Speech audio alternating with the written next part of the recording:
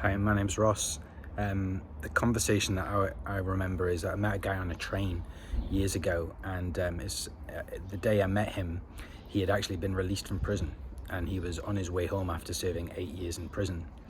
And so I was asking him questions and just trying to be curious about him, and we talked about the fact that I was a Christian. I asked him what he thought about spiritual things, and so he tried to explain that. And as we talked, I realized nobody had ever actually explained the gospel to him. He didn't really know what the gospel message was. And I had a Knowing God Personally booklet in my pocket at the time. I didn't have the God Tools app then.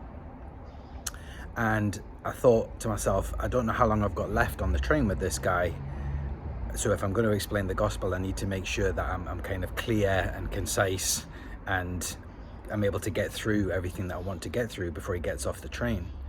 So we looked at this booklet together. We'd read a page, then we'd talk about it.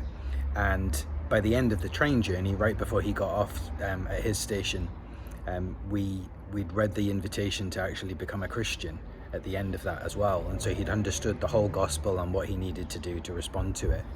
And I think what I learned from that was a couple of things. One, that just because you're using a kind of a tool to explain something doesn't mean that you're sort of wedded to it. You can still have a really natural conversation.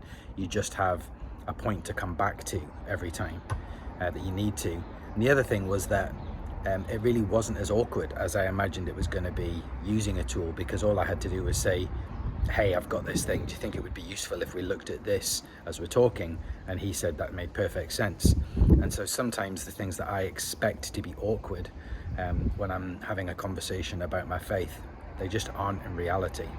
And as it went, I had an amazing conversation with this guy.